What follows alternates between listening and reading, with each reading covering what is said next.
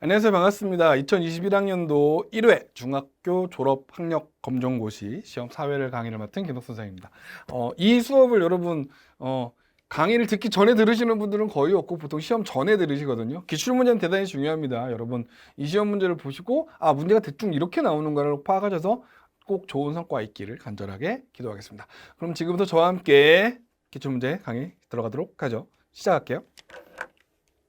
짠! 1번입니다. 다음에서 기억에 들어갈 자연재해래요. 그러니까 여기서 보시면 포인트는 뭐냐면 비닐하우스가 하중을 견디지 못해 무너졌다. 보통 이게 뭐 때문에 그렇게 되냐면 눈이거든요. 눈이 많이 내리면 이게 생각보다 무게가 무거워요. 그래서 비닐하우스 같은 경우에 하중 못 견디고 무너지는 케이스들이 가끔 있습니다. 그리고 또 이거 보고서 눈인지 잘 모르셨더라도 도로가 미끄러워서 교통이 마비됐다 그러면 보통 이제 눈이 내린 다음에 아침에 그대로 얼어버리면 대환장 파티가 일어나죠. 이런 것들이 보면은 폭설을 알 수 있습니다. 2번입니다. 자, 2번 다음에서 설명하는 개념으로 가장 적절한 거. 자, 생산, 유통, 소비의 전 과정에서 생산자를 포함한 여러 경제주의 주체들에게 이익이 여기서부터 이익이 공정하게 분배되도록 누구와 누구에게 생산함과 유통엔 소비하는 모든 주체에게 이익이 공정하게 분배되도록 특히 소비는 빼고 그러니까 원래 상품을 하면 실제로 제일 많이 먹는 건 유통 쪽이 더 먹어요. 근데 누구한테 생산자에게 조금 더 가기를 바라는 그죠? 그래서 여기 보시면 특히 어떤 거 생산자의 노동의 정당한 대가 이걸 우리가 공정무역 이렇게 이야기하죠. 랜드마크는 그 지역의 되게 중요한 위치들을 얘기하는 거고 예를 들면 대구 같은 경우에는 동성로 예, 예를 들면 뭐 저기 어떤 약속 같은 거 정할 때 국채보상운동 공원이 있거든요. 동성로에 거기서 만나자. 아니면 서울 홍대 같은 경우에 뭐 홍대역 5번 출구 뭐 이런 식으로요. 신촌 뭐 연세대 정문 앞에서 아니면 옛날에 지금 있나 모르겠다. 그 옛날에 독수리 다방 지금은 그 다방 자리에 건물이 들어서서 건물 이름이 독수리 빌딩이에요. 거기에서 만납시다 뭐 이런 거. 예. 자, 그게 랜드마크고요. 원격 탐사랑 노예무역은 모르셔도 됩니다. 자, 3번입니다. 다음에 기억에 들어갈 주제로 가장 적절한 거. 자, 육아 부담, 결혼 연령의 상승. 아기를 키우는데 부담이 많아졌고 결혼을 한 나이가 올라가요. 그래서 이걸 하기 위해서 양육시설 확충. 이건 보통 이제 저출산이 문제인 거죠. 그러니까 우리나라 같은 경우에 2010년도만 하더라도 저는 이제 선생님이니까 고등학교 3학년 수능 보는 학생 숫자를 보거든요. 근데 2010년에 60만 명인가 그랬는데 2021년 몇 년 전에 보니까 45만 명으로 줄었어요. 한 10년에서 15년 후 지금 우리나라 1년에 태어나는 아이들 수가 20만 명 조금 넘는데요. 그러니까 지금 수능 보는 학생들이 약 45만 명? 그러니까 재수생들이 있으니까 대략 한 30만 명 좀 넘는 거지. 근데 10년 지난다면은 수능 보는 학생 수가 30만 명이 안 될 거란 얘기죠. 2010년에 불과 10년 전에는 2010년 좀 됐다 안 됐다 전에는 60만 명이었는데 말이지. 예, 인구수가 확 줄고 있습니다. 나라적으로 큰 문제죠. 자, 그래서 저출산의 문제고요. 여기서 이제 아기를 낳는 결혼하는 나이가 늦어지면 당연히 아이를 출산하는 수도 적겠죠. 그래서 이렇게 됩니다. 자, 4번입니다. 기억에 들어갈 거. 영토, 영공, 영해가 있고 요거는 우리가 보통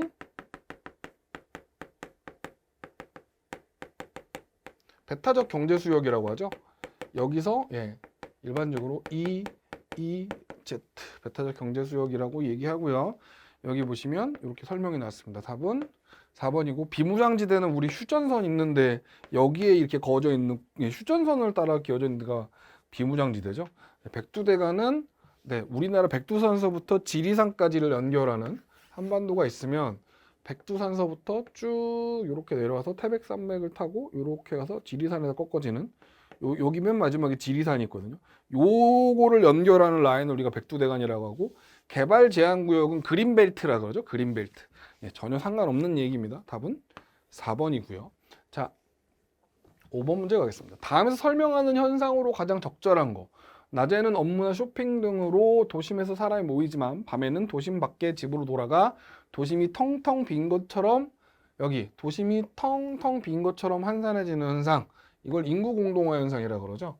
그러니까 도시 같은 경우에 간단하게 생각하면 이렇게 되는 거예요. 도시는 자, 요 녹색을 도시라고 할게요. 그러니까 여기가 오전이고요. 오후고요. 밤이면 도시는 도심 지역, 도심 지역은 인구가 이렇게 돼요. 반대로 이제 주거 지역은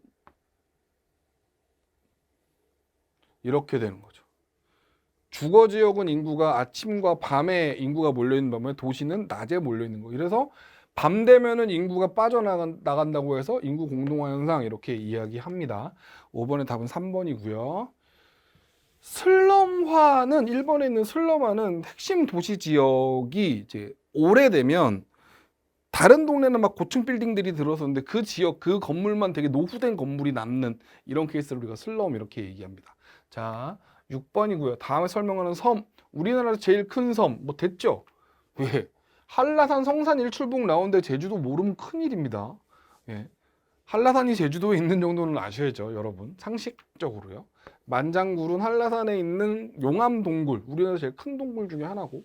자, 넘어가겠습니다. 7번입니다. 다음에 설명하는 발전 방식. 자, 밀물과 썰물의 수위차. 우리나라에서 시와호 발전소의 발전 방식이고 이런 거 우리가 조력 발전 그럽니다. 조력에서 이 조자가 조수 간만에 찰 때 파도할 때 조자거든요. 물살할 때 조자. 그래서 조력 발전이고요. 화력 발전은 말 그대로 석탄이나 석유를 떼어서 하는 발전이고 지열 발전은 화산 지역에서 주로 하죠. 아이슬란드라든가 아니면은 아이슬란드나 핀란드 같은 데서 많이 하고 원자력 발전은 뭐 여기서 설명 안 해도 될 것 같습니다. 넘어갈게요. 답은 2번이고요. 8번. 다음에 설명하는 기후. 가장 따뜻한 달의 평균 기온이 10도 미만. 그러니까 보통 가장 따뜻한 달을 최한월 그러고 최난월 그러거든요.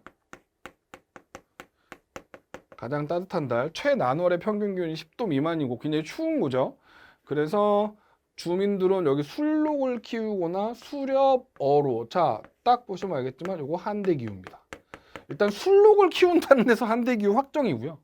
그 다음에 얼었던 땅이 여름에 녹아서 건물이 기울고, 왜냐면은 땅이 녹으면 지반이 약해지니까 막기 위해서 고산가옥이라는, 고산가옥은 열대지역에서 나와서 헷갈릴 수 있지만 여기서 포인트는 열대지역은 겁나 덥기 때문에 얼었던 땅이 여름에 녹아서 건물이 겨우 기울어지는 현상 같은 건 없다는 거죠.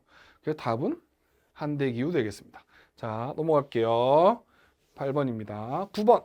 다음에서 설명하는 집단.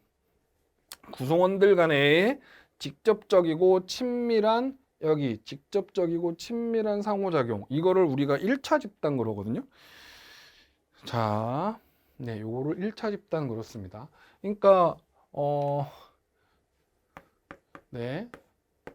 1차 집단, 2차 집단이라고 얘기하고, 여기는 직접적이고, 우리가 보통 직접적이고 친밀한 상호작용을 뭐라고 얘기하냐면, 보통은 사회학에서는 대면 접촉을 하는 집단 이렇게 얘기하고, 얘는 그런 거 없어요. 수단적인 집단이죠. 가족, 또래 집단 이런 케이스들은 대표적인 1차 집단의 사례입니다. 이익 집단하고 얘하고 얘는 거의 비슷합니다. 2차 집단하고 이익 집단은 그 산업사회의 특징이기 때문에 외 집단은 내가 속해 있지 않은 집단, 내가 나온 집단을 외 집단이라고 합니다. 자, 그 다음에 둔 10번입니다. 다음에서 기억에 들어갈 주제. 그러니까 답은 1차 집단 2번이고요. 10번 다음에서 들어갈 기억에 들어갈 주제. 다른 나라의 문화는 우수한 것으로 여기고 자신의 문화는 열등한 것으로 여기는 태도를 우리는 자문화 중심주의 이렇게 얘기합니다. 자문화 중심주의. 답은 4번이죠. 문화 사대주의는 반대로 우리 문화를 대단히 낮게 보고 외국의 문화를 대단히 높게 보는 거를 문화 사대주의 그러죠. 문화 제국주의는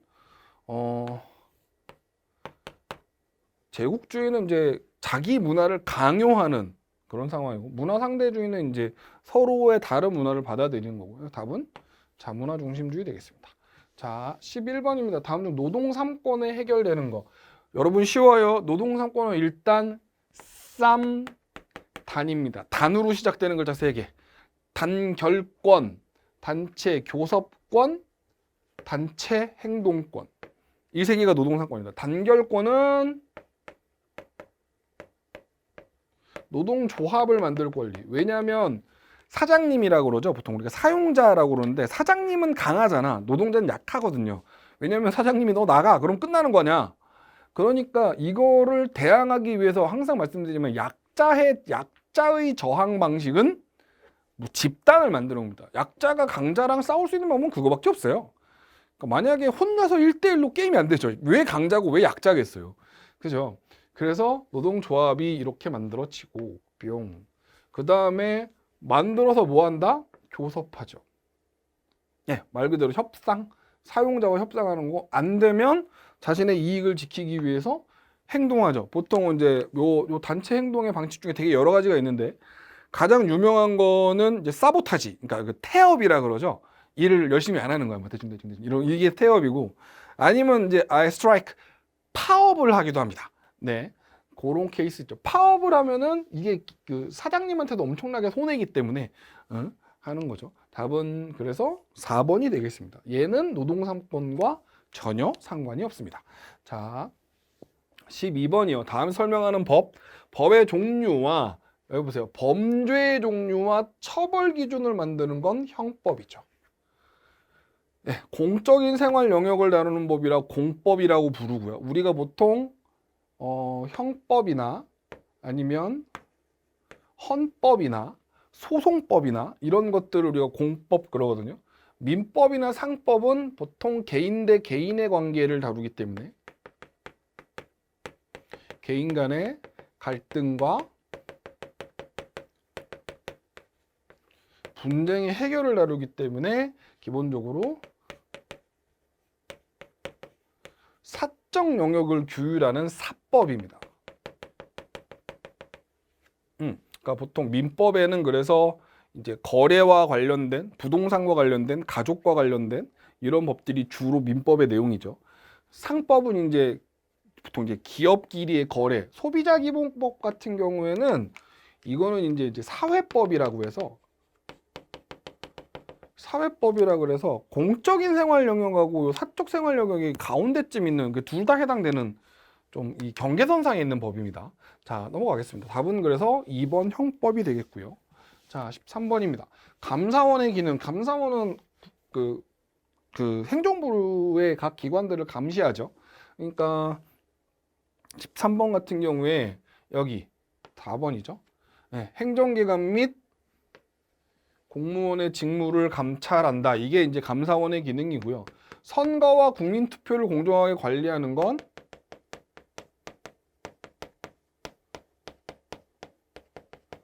선거관리위원회의 사무입니다. 재판을 통해서 분쟁을 해결하는 건 법원이죠. 법률을 제정, make, 만들거나 개정, 바꾸거나 하는 건 국회, 즉 의회의 기능입니다. 의회의 기능, 그러니까 해당하지 않죠. 답은 그래서 4번이 되겠습니다. 짜잔, 14번입니다.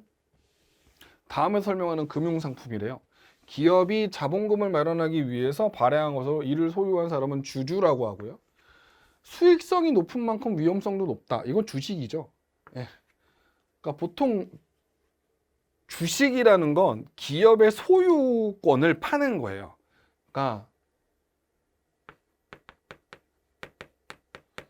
소유권을 판매하는 거죠. n분의 1만큼. 그러니까 예를 들면 10만 주를 발행했으면 주식 한 주는 그 회사의 소유권의 10만 분의 1의 소유권을 갖는 거예요. 100만 주면 100만 분의 1의 소유권을 갖는 거고. 그래서 좋은 점은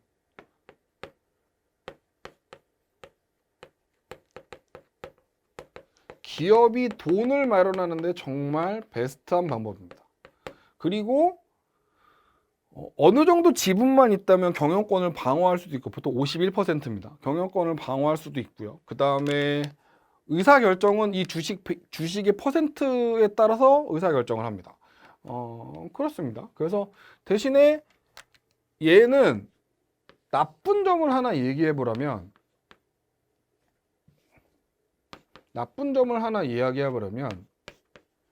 기업의 가치가 떨어지면 주식은 역시 가치가 떨어집니다. 기업의 가치가 떨어지면 주식도 쓰레기가 되죠. 그래서 우리가 보통 뭐 주식 하시는 분들 뭐 상장 폐지 그러면 기업 망한 거거든요. 그러면 뭐 몇 년 전에 뭐 한 주당 100만 원짜리 주식이고 뭐고 상장 폐지했으면 그 주식은 빵원이에요. 진짜 쓰레기가 된 거죠. 네, 그렇습니다. 아슬아슬해요. 위험합니다. 자, 넘어갈게요. 자, 15번입니다. 그래프는 빵 시장의 수요 공급 곡선을 나타낸 거래요. 빵이 균형 가격과 균형 거래량. 자, 균형 가격과 균형 거래량은 아주 간단하죠. 뭐와 뭐가 만나는 점? 수요 곡선과 공급 곡선이 만나는 지점을 우리가 균형 가격, 균형 거래량 이렇게 얘기합니다. 그러니까 공급 곡선은 얘고 수요 곡선은 얘죠. 만나는 지점이 얘죠. 여기에서의 가격, 이게 균형 가격이고 여기서의 수량 이게 균형 거래량입니다. 그러니까 가격은 얼마고? 개당 3,000원이 되겠고 거래량은 3만 개가 되겠죠. 답은 3번. 쉽죠? 경제라고 해도 그렇게 어려운 문제는 아닙니다. 네, 어렵지 않습니다. 슈숑 개념만 알고 계시면 사실은 그래프가 나왔다고 여러분들이 뭐야 이러시는 분 계신데 중학교 졸업검정고시에 그래프가 나왔다고 해서 그렇게 미친 듯이 어려운 게 나올 리가 없습니다. 여러분 너무 걱정하지 마시고 편하게 푸세요. 자, 16번입니다. 다음에 설명하는 개념. 자, 한 개인이 가지는 둘 이상의 지위에서 서로 다른 역할이 동시에 요구될 때 어떤 걸 먼저 하지? 라고 고민하는 겁니다. 예를 들면 이런 거죠. 저는 우리 가족의 가장으로서의 지위가 있습니다. 아버지로서의 지위가 있다고 해볼까요? 그리고 제 직업은 개그맨입니다. 안 믿기시겠지만 네, 당연히 가짜죠. 그런데 예를 들면 갑자기 우리 아들이 다쳤어요. 아들이 수술을 하게 됐고 개그맨으로서 굉장히 중요한 공연을 하게 됐습니다. 이거 나 빠지면 안 돼요. 이거 빠지면 난 개그맨 잘릴 수도 있어. 자, 이렇게 된 거지. 그러면 아버지로서 아들의 수술에 가야 되는 의무, 역할이 있죠. 개그맨으로서 공연에 참여해야 되는 의무가 있죠. 근데 문제는 아들 수술과 공연에 참여 둘 다를 한 번에 할 수는 없는 상황이라면 어떻게 할 거냐는 거죠. 이걸 뭐라고 얘기한다? 역할 갈등 이렇게 얘기합니다. 역할이 서로 부딪히는 겁니다. 역할 갈등이라고 얘기하고요. 귀속 지위는 태어날 때부터 가지는 지위입니다. 예를 들면 성별이나 인종 같은 게 귀속 지위의 대표적인 케이스죠. 예를 들면 아들, 딸 이런 거. 아들, 딸 아니면 노인. 노인은 나이 들면 노인이 되잖아요. 인종, 백인, 흑인 이런 것들은 귀속지위입니다. 반대로 여기에 반대되는 개념이 성취지위고요. 상호작용은 못했고 제사회와는 사회화를 다시 하는 거죠. 이것도 강의에서 나오는 얘기니까 한번 다시 봐주세요. 자, 17번 고인돌이죠. 탁자식 고인돌이 나오는데 여러분 탁자식 고인돌이 나오면 딱 생각하셔야 할 거 고조선의 세력범위 얘기하셔야 되고요. 그 다음에 청동기 얘기해야죠. 자, 뭐야? 이거 청동기 시대입니다. 그러니까 주로 동굴에서 생활한 건 구석기고요. 농경과 목축을 시작하는 건 신석기고요. 철제 농기구는 당연히 철기죠. 지배자인 군장이 등장하는 게 청동기. 그러니까 여기서 해당되는 건 답은 고인돌이 등장했다. 청동기 4번입니다. 고인돌은 딱 보시면 청동기밖에 답이 나올 게 없기 때문에 그러니까 이제 17번서부터는 이제 역사 파트인데 역사 파트는 딱 보고 이거 이러면 답이 맞는 거고요. 봤는데 응? 이러면 틀립니다. 그러니까 잘 기억하셔야 돼요.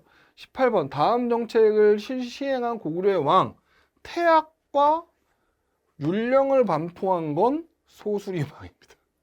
자, 일단 세종대왕은 조선시대고요. 광종은 고려고요. 이거 지금 고구려 얘기하는 거고요. 의자왕은 백제고요. 백제 마지막 왕이죠. 그러니까 띵띵띵 해당 사항 없고, 네, 고구려의 소수리망. 소수리망 다음이 그 유명한 광개토 대왕입니다. 네? 소수리망 다음 임금이 그 유명한 광개토 대왕입니다. 워낙 유명한 얘기라서 기억을 해 주셨으면 합니다. 이거는 여러분 이해의 영역이 아니라 암기의 영역입니다. 외우셔야 될 부분이에요. 자, 19번 조선 광해군입니다. 자, 여러분 보세요. 광해군은 언제 왕이 됐죠? 임진 외란 직후에 왕이 됐습니다. 그러니까 이 사람은 임진왜란으로 잿더미가 된 나라를 복구해야 했고요. 그 다음에 뭐 그렇죠. 자, 훈민정음 창제는 누구? 조선 세종대왕의 일이고요. 노비항건법은 고려 광종이고요. 수원 화성을 축조한 건 정조관 일이죠. 정조관 일이죠. 그래서 중리외교를 추진한 게 광해군의 일입니다. 다시 한 번 말씀드리지만 이 부분은 이해의 영역이 아니라 암기의 영역입니다. 외우셔야 돼요. 세종대왕이 훈민정음을 만들었다는 걸 모르면 솔직히 이건 좀 아니지. 그죠? 세종대왕이 훈민정음을 창제한 거 혹시 모르셨다면 꼭 기억합시다. 저 우리 광화문 앞에 앉아 계신 세종대왕 동상을 보고도 깜짝깜짝 놀라시면 안 되겠죠. 여러분 이게 한글입니다. 이게 훈민정음의 여파입니다. 예. 요즘에 그 인터넷 유튜브에 가끔 우리나라를 너무 과하게 칭찬하는 채널들이 가끔 보입니다. 그러니까 뭐 일명 국뽕 채널이라고 하는 그런 채널들. 예, 반쯤 걸러들어야 되는 얘기들이긴 한데 어쨌든 간에 우리의 한글은 정말 오히려 이 인터넷 월드의 전자 일렉트릭 테크놀로지의 시대에 정말 최고에 부합되는 글자죠. 중국 한자를 그걸 다 인터넷에서 입력한다고 해봐요. 끔찍하지. 자, 20번입니다. 조선 영조는 붕당 간의 대립을 완화하고자 영조 나왔습니다. 뚠 이거 탕평책입니다. 진대법은 고구려의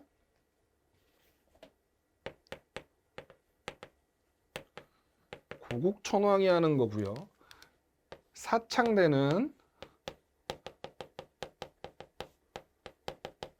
흥선대원군이 하는 거고요. 독서삼품과는 통일신라 때 통일신라의 원성왕이 합니다. 그러니까 전혀 해당 사항 없죠. 이거는 조선 말에 흥선대원군이 하는 거고요. 그래서 이거는 탕평책입니다.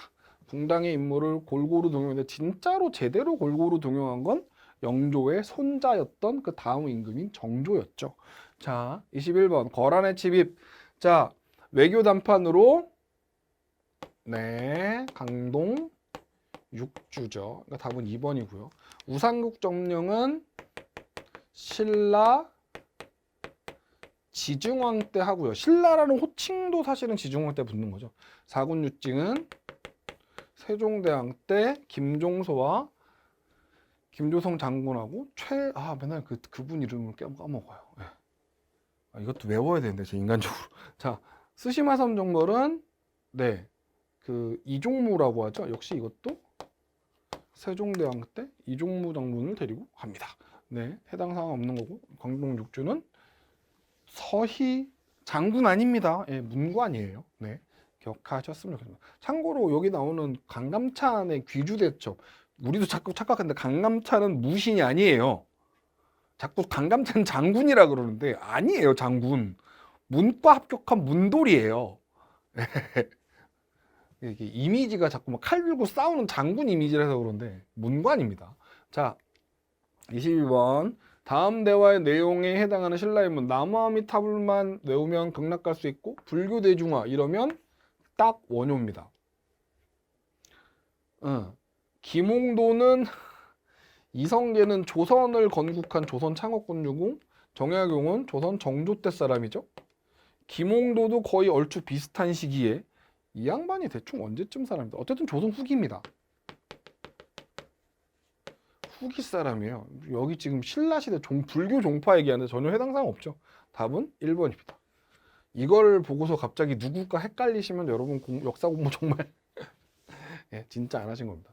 여러분 어려운 얘기 아닙니다. 23번 다음에 설명하는 단계 요건 좀 어렵다. 자, 이거 신민회거든요. 여기서 보시면 안창호 양기탁 선생이 조직한 비밀 결사고요. 대성학교, 오산학교 등을 설립해서 민족교육 실시했고요. 나중에 서전서숙이라고 해서 맞나? 네, 저기 해외의 그 군사 기지까지 건설해요. 네, 무장 독립투쟁 기지까지 건설합니다. 학교까지 만들어요.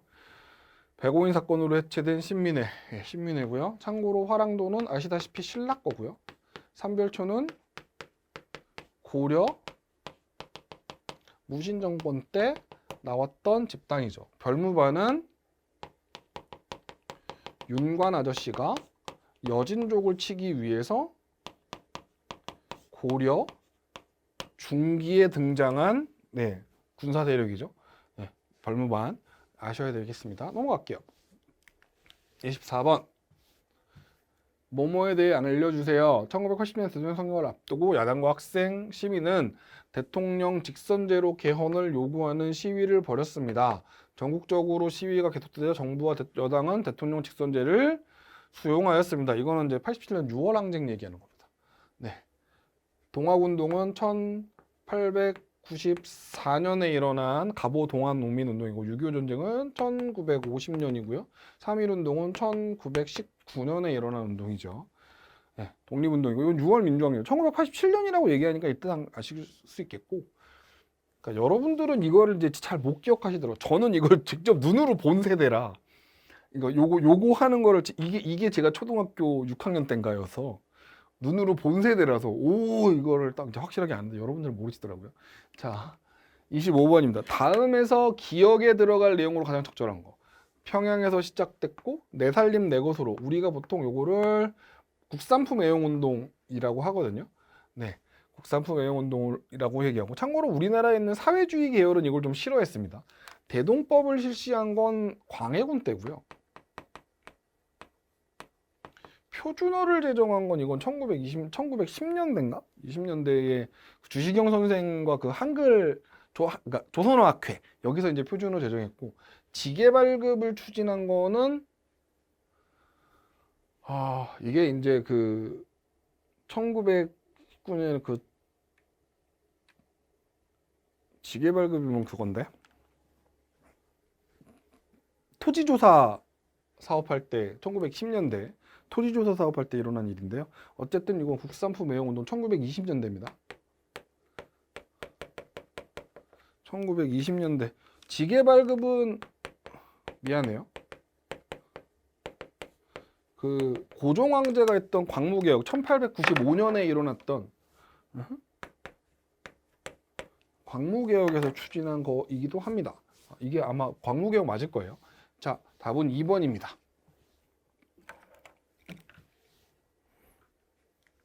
자, 여기까지 해서 우리 중학교 2021학년도 1회 중학교 졸업 검정고시 사회 과목을 모두 마치도록 하겠습니다.